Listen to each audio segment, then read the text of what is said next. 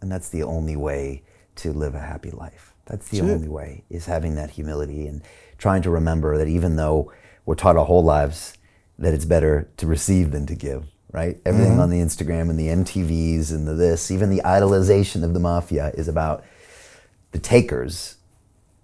The real lesson is it's the givers. Right. Absolutely. Because what do I don't need, I got my wife, my children, I live in a good house, I drive a decent car, I can go on vacation when I want. What else do I need? Right. I've been so blessed. I should be dead or in prison for the rest of my life. And I got so fortunate. And yes, to me, it's a God thing. And I'm very happy to say it. To me, listen, the New Testament had such an impact on me, Brian, I'm telling you. Everything is so on point, so right.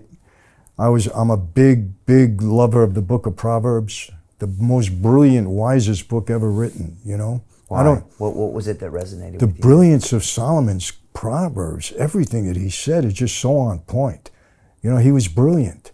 And that's part of our Bible. That's part of what God is teaching us. You know, there's a plan for the Bible. This just didn't come like that.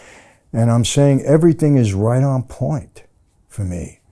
And you know, if you don't mind me saying, I got to say this. You know, when I came to Jesus, all my life, all I ever heard, Michael, you got to be a man's man. My father put it in my head since I'm 5 years old. That's the standard you have to live up to. You got to be a man's man, got to have integrity, treat women the right way. And my father taught me that. You get into the life, we're men of honor. We're men above men. I heard it my whole life. So when I started reading the New Testament with Jesus, I said, well, he was a man. What kind of guy was he? You know, I want to see what, I first studied his manhood. And I was blown away. I said, everything this man did was perfect. There's no other person like him. Now, first I had to convince myself through research that the Bible was real. This wasn't some story, because I grew up as a Catholic, but you don't get into the Bible as a Catholic. You get into the catechism. Right. So I never read it. So I'm reading it, and I'm fascinated. I said, this man, I said, you know what? Here's the way I came to the conclusion, because I try to find logic in everything. I said, to me, this is the greatest man that ever walked the face of the earth. So if I emulate him throughout my life, I'm going to treat women the right way. If I'm a father, I'm going to take care of my children properly. If I'm a boss, I'm going to take care of my employees the right way. I'm going to be honest with them. If I'm an employee, give my boss an honest day's wages. In the community, people are going to benefit me because I'm emulating the greatest man that ever walked the face of the earth, and I'm going to benefit. And when I die, if he's not the savior of the world, well, I'm dead anyway, so what's the difference? And I came to that conclusion. I said, this is a win-win situation for me. And then as I got deeper involved in my faith, and I started to witness others who came to Christ and the impact it had on them, I saw reality in it. I said, this is real.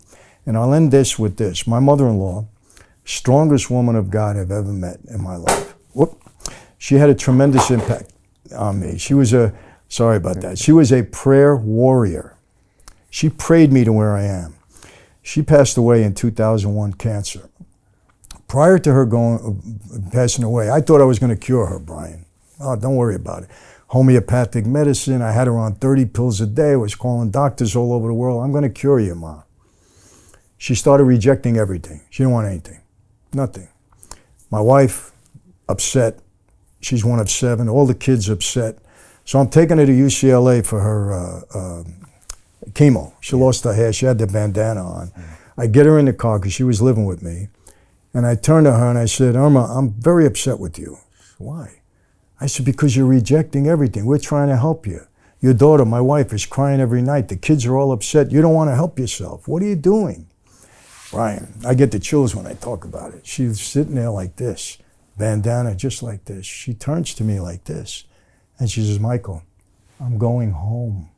I'm ready to go home. With a smile. Do you know what it was? I get the chills right now.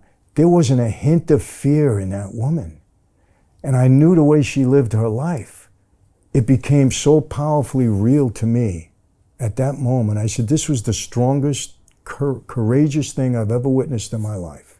This woman, ready to die, completely secure with where she was going, but that's how she lived her life. No shame in her game. She died 2 weeks later, ready to go home. It was so powerful. So you thought, I want to make sure I live my life that way, to where I am that man that's ready to go home. I'm happy with the way I've behaved and treated everybody. Yes. Because you know, Brian, look, a lot of people online accuse me of using religion, using my faith.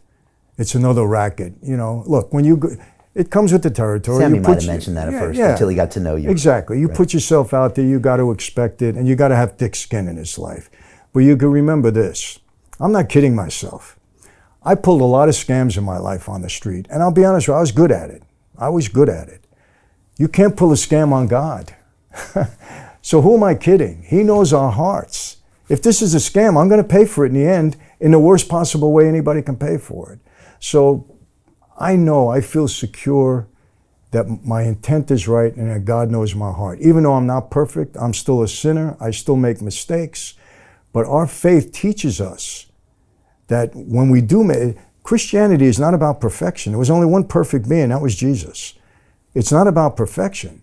If you look in the Bible, God used the most imperfect people there could be. Mary Magdalene, she was a prostitute and a sinner. She was the closest one. She was the first one to see Jesus rise. Paul. People compare me to Paul the Apostle. I said, don't do that. Please not. I understand the transformation, but I can't shine a guy's shoes if he had them back then. But this is the kind of people that God uses. So we're imperfect in every way, and we're going to continue to be imperfect. But our intent is right. We're not there to hurt. I don't want to hurt anybody, Brian. I don't want to hurt anybody. You know what? My worst enemy, the worst guy in my life, I don't want to see go to hell. I don't want to hurt him. Don't bother me. Don't come near me. Or that kind of. But I don't wish anything on you.